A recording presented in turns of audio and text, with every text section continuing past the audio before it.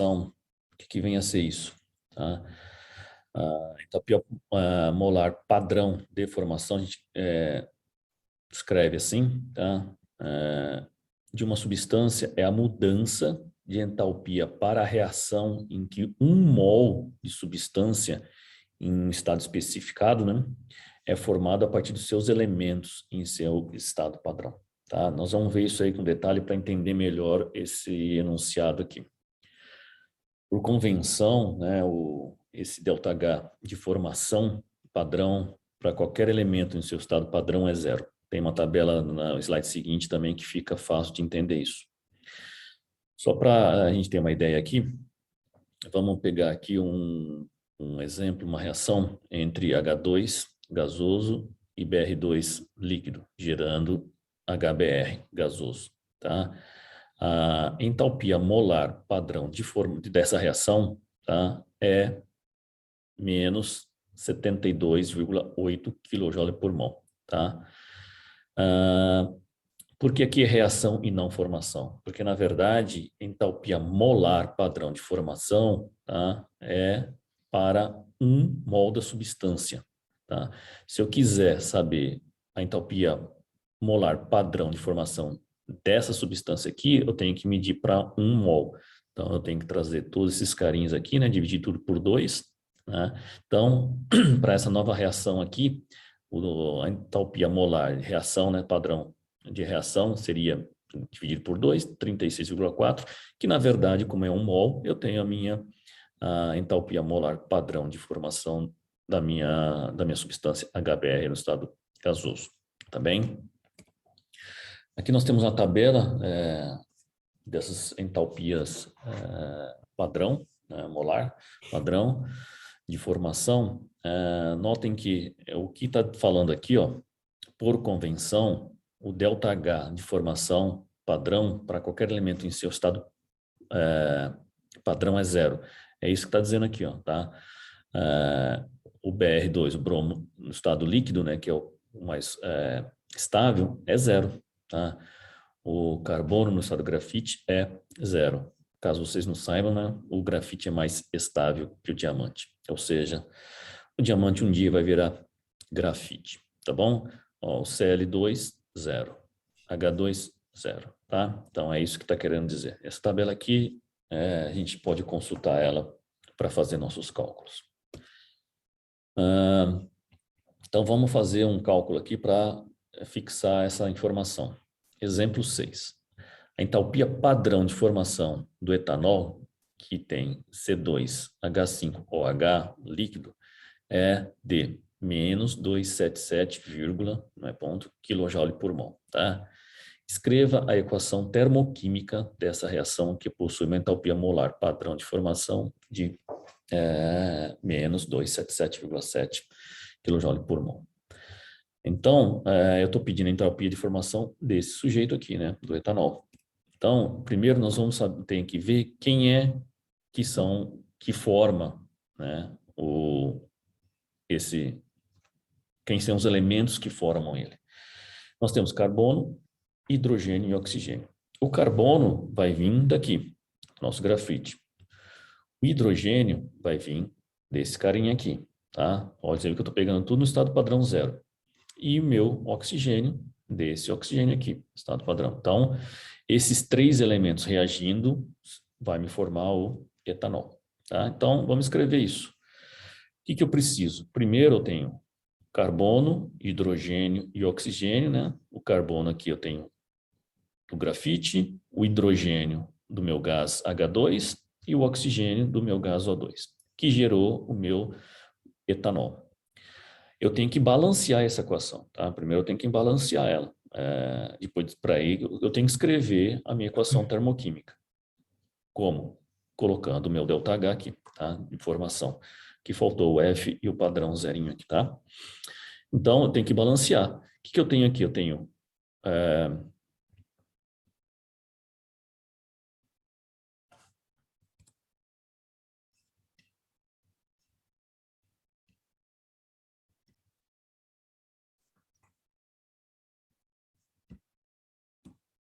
Então, pessoal, consertei aqui, estava errado. Então, eu tenho que balancear a minha equação, tá? Metanol, tenho 2 carbonos aqui, veio dos dois, coloco 2 grafites aqui, tá? 6 hidrogênios, né? Aqui, ó, 3 vezes 2, 6, e um oxigênio, que é metade do O2, tá? Eu preciso mexer nesse valor que foi dado aqui? Não, porque eu tenho 1 mol de etanol, tá? Então, é isso que eu estou pedindo o exemplo, escrever a equação termoquímica. Acabamos de escrever, tá? Com base nos elementos que formaram o meu produto, tá bem? Então, a equação termoquímica, ela tem algumas particularidades interessantes que a gente tem que prestar atenção, tá? Por exemplo, aqui, ó, a formação do NH3. Geralmente, nós escrevemos dessa forma aqui, N2, né? 1 mol de N2 gasoso mais 3 mols de H2 gasoso, gerando 2 mol de NH3 gasoso. Tem um ΔH aqui padrão de menos 92,38. Esse cara aqui não é o meu ΔH molar, né? Porque o meu ΔH molar seria esse aqui, formação de 1 mol, tá? Se eu pegar essa equação termoquímica aqui e dividir por 2, né? Eu vou chegar nesse valor aqui, ó. Então, esse aqui é a metade desse. Se eu pegar essa equação, multiplicar tudo por 4, né? Tudo por 4, eu vou ter um outro valor, que na verdade é esse aqui, multiplicado por 4. Tá? Então, quando eu altero esses valores aqui, estequiométrico, né, na quantidade de mol, eu também altero o meu ΔH. Tá bem? Uma outra coisa interessante, tá, do meu ΔH. Eu tenho aqui a reação de combustão do CH4, tá, e o meu produto aqui, no caso, é CO2 gasoso e água líquida. E a mesma reação, só que um dos produtos aqui não é líquido, é gasoso, minha água é gasosa. Você pode ver que aqui gera mais energia, né? E aqui menos. Por quê? Eu consumo um pouco dessa energia para transformar a minha água no estado líquido para a água no estado gasoso. Tá bem? Então, o ΔH também depende do estado da matéria. Foi uma informação que nós já conversamos isso também, tá bem? Aqui, uma reação de formação do CO2 a partir do meu grafite, tá? E do oxigênio, gerando CO2. Se eu inverto essa reação do CO2 gerando grafite e oxigênio, eu inverto o sinal do meu ΔH, tá bem? Essas informações são importantes porque nós vamos fazer alguns cálculos agora na frente. Bom, o que seria a lei de Hess? A lei de Hess, na verdade, trabalha com essas informações das reações termoquímicas que a gente estava vendo no slide anterior. Então, o valor do ΔH padrão para qualquer reação que pode ser escrita em etapas é igual à soma dos valores de ΔH de cada uma das etapas. O que isso aqui quer dizer? Esse enunciado quer dizer, se eu tenho uma reação aqui do grafite com oxigênio e gera CO2, se essa mesma reação ela pode ser escrita por etapas, né? A primeira etapa, o grafite com oxigênio gerando CO e meio oxigênio, né? Meia molécula, meio mol, perdão, de moléculas, tá?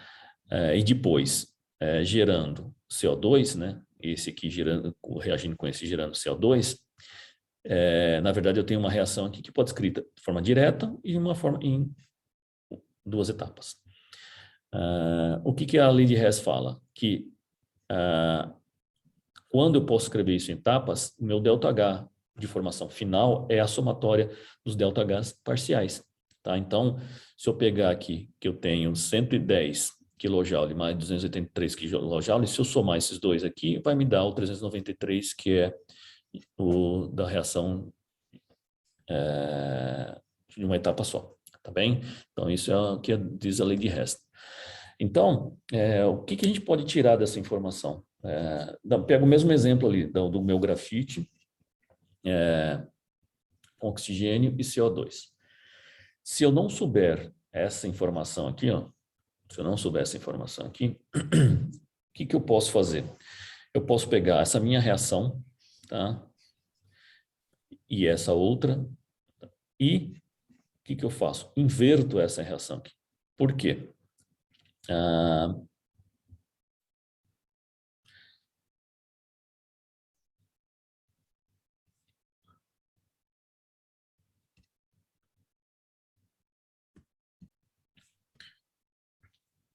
Porque, na verdade, o que eu quero é essas informações aqui. Tá? Então, eu inverto essa reação aqui e somo elas. O que eu vou ter aqui? Grafite, O2 e CO2. CO2 eu vou cortar com outro CO2 e vai ficar a reação que eu precisava, que seria essa daqui. Tá? Quando eu inverti essa reação aqui, eu troquei o sinal do meu ΔH. Tá? Então, agora somando esses dois ΔH aqui, vai me dar o 110, que é a informação que eu estava procurando. Tá bem? Isso é dando as informações importantes das equações termoquímicas. Então, uma forma de ilustrar isso aqui, tá? Então, essa informação aqui eu não tinha antes. Então, mas se eu tenho esta aqui e essa daqui, eu posso calcular essa daqui, tá bem? Então, um exemplo 7 aqui. Determinar a entalpia molar padrão de formação do metano. Então, eu tenho a equação da formação do metano. Os reagentes são o grafite e o hidrogênio, né? A formação do metano está balanceado, tenho 4 hidrogênios e 1 carbono. Tá? E foi dado essas reações aqui com as respectivas ΔH padrão, tá bem? O que eu tenho que fazer? Eu tenho que verificar o meu metano aqui, né? É a pergunta que eu quero, onde é que ele está aqui, ó. Então, meu metano aqui é um produto. Aqui nessa reação ele está como reagente. Grafite é meu reagente, está tudo bem, hidrogênio, reagente, hidrogênio, reagente. Então, o que eu tenho que analisar aqui? O que nessa reação é reagente, eu copio aqui embaixo. E o que nessa reação é produto, eu tenho que inverter aqui. Tá? Então, vamos lá. Aqui eu tenho grafite mais oxigênio, dando CO2. Copio aqui. Tá? O meu ΔH está aqui, 393, que é igual aqui. A minha outra parte, que é hidrogênio e o meio oxigênio, está aqui. Tá? Coloco aqui. Só que, quantos hidrogênio eu vou precisar? 2. Essa reação aqui só tem 1. Multiplico tudo aqui por 2. 2, o meio fica 1, o 1 fica 2. E, na verdade, eu tenho que multiplicar o valor também de ΔH. 2 vezes o valor de menos 285 kJ. Tá? Ou seja, eu peguei a equação 2 e multipliquei por 2. E a equação 3, né? Nossa equação 3, como eu inverti, eu coloquei agora CO2 mais 2 águas, gerando CH4 e 2 oxigênio. Como eu inverti, meu sinal era positivo, meu sinal era negativo, ficou positivo. Ou seja, eu peguei a equação 3 e multipliquei por menos 1. E vou fazer os cortes. Um CO2 com outro CO2, né?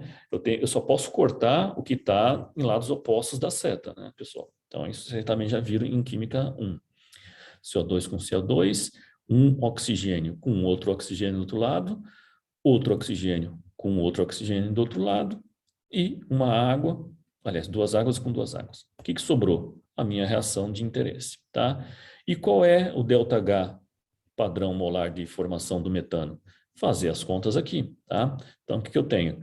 Faço as contas aqui. Lembrando, né, que eu tenho que trazer todas as informações 2 e inverter o sinal, tá? Fazendo as contas, confiram depois, dá menos 74,8 kJ por mol, tá? Pela lei de Hess, né? Pela lei de Hess, nos traz que o ΔH de uma reação, ΔH padrão de uma reação, é a somatória, tá, da quantidade de matéria dos ΔH de formação dos produtos, menos a somatória da quantidade de matéria de ΔH, né, de formação dos reagentes. Então, vamos fazer essas contas aqui. Pegando o mesmo exemplo que nós tínhamos anterior, tá? Do slide anterior, mesmo exemplo. Equação de Hess, tá? Quem são os produtos dessa equação? Temos um só, tá? Que é o meu CH4. Então, vou lá copiar. Eu tenho N é igual a 1, tá? O ΔH de formação do CH4. E quem são os meus reagentes? Eu tenho o grafite e o hidrogênio. Coloco lá. Um grafite, né? E 2, aqui tem 1, né? Aqui, e o 2 hidrogênios. tá? Vamos fazer substituição. Padrão do formação do CH4, mais 890, né? Porque, na verdade, eu já trouxe de lado a informação que nós invertemos, tá? Menos, que veio daqui, do grafite e do hidrogênio, tá? No grafite, eu vou inverter, né? Aqui, ó. Mais 2 vezes esse cara aqui, que é do meu hidrogênio, também invertido, tá? O valor que aqui é negativo. Faço as contas, vai dar quanto? Exatamente o que a gente precisava, tá? São 2 formas de fazer essa determinação de ΔH de formação, tá? Bom, uma outra informação importante é a energia de ligação. Reações químicas, né, envolvem quebra e formação de ligação química. Então, a quebra de ligação química, claro, né, sempre requer energia. Tá? No nosso caso da química, que é termodinâmica, nós estamos falando de calor, tá? Então, vamos falando sempre de calor. Então, o que seria energia de ligação? É a quantidade de energia necessária para quebrar 1 mol de ligações. Tá? Então, a energia de ligação está relacionada a 1 mol de ligações químicas em uma substância no estado gasoso. Tá? Temperatura e pressão constante. Então, essa é uma informação importante que a gente vai trabalhar agora. Vamos pegar aqui uma reação, que na verdade é uma quebra de ligação, né?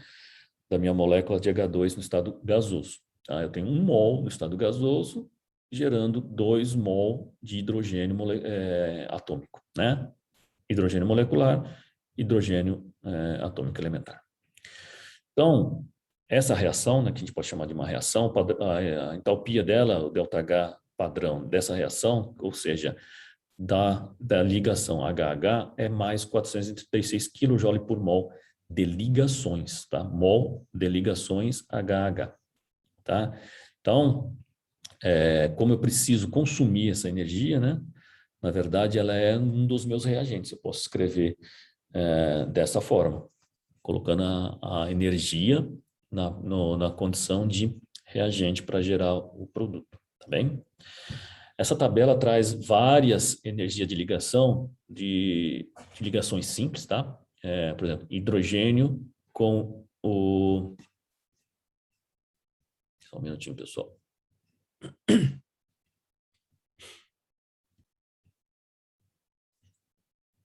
Então, essa tabela aqui traz as energias de ligação simples, tá? Entre esses elementos aqui, por exemplo, uma ligação simples entre hidrogênio e iodo, 299, entre hidrogênio e hidrogênio, 436, que é aquele valor que está aqui.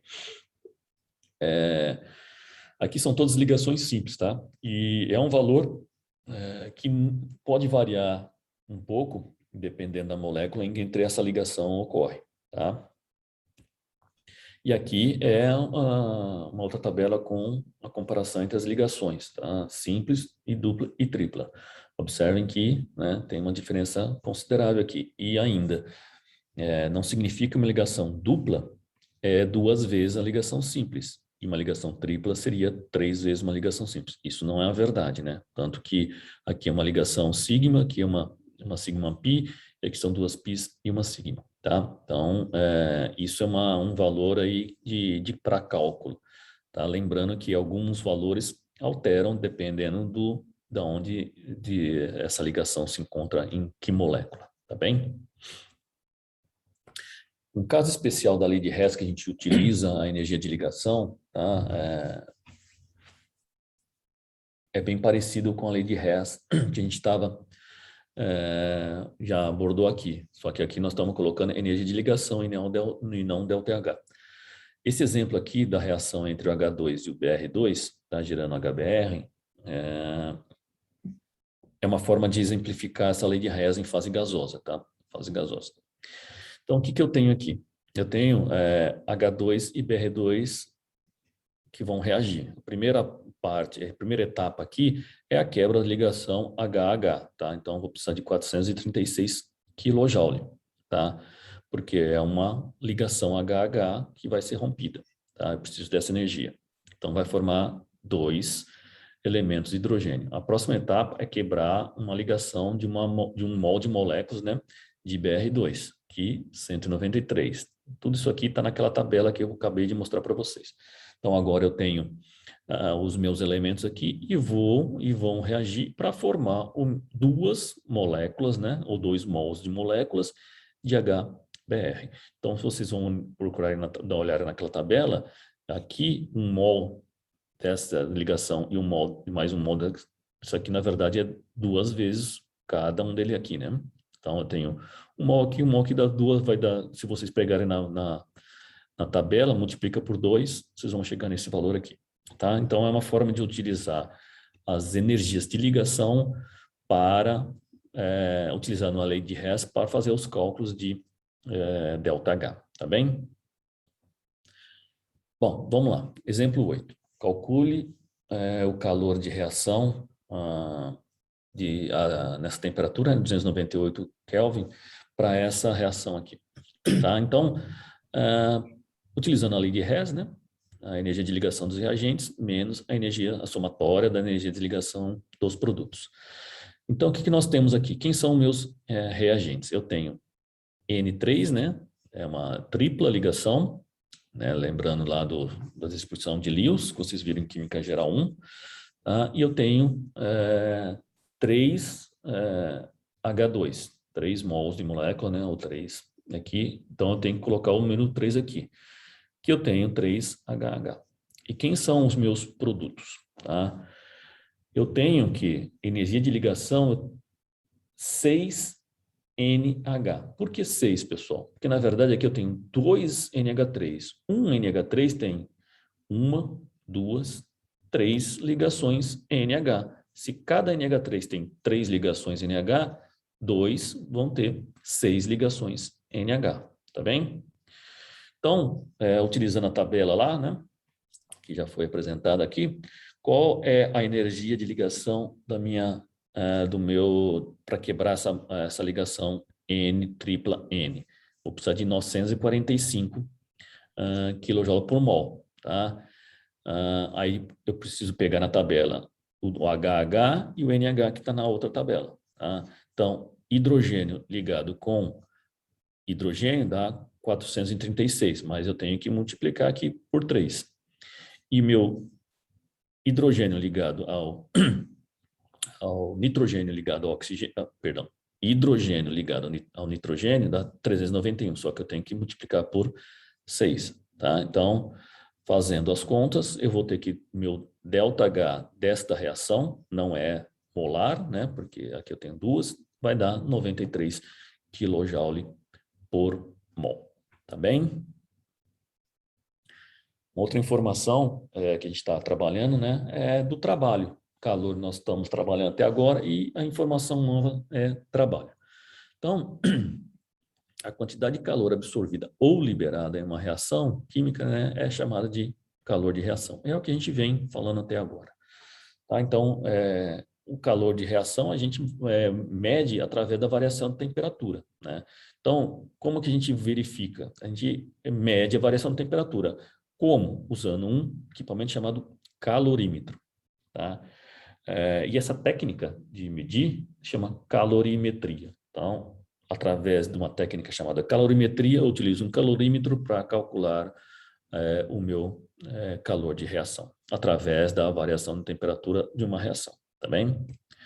Então, vamos ver aqui 2 casos. Eu tenho aqui um calorímetro, né, que está desenhado por um cilindro aqui, e uma reação que está ocorrendo aqui na fase gasosa, tá? E ela está sob pressão, como que eu sei disso? Porque eu tenho aqui um pino que está segurando o êmbolo, tá? Está segurando o êmbolo aqui. Aqui tem uma pressão atmosférica, mas ela não está exercendo muita variação aqui não, porque o meu pino está segurando o meu êmbolo e a minha reação está ocorrendo aqui.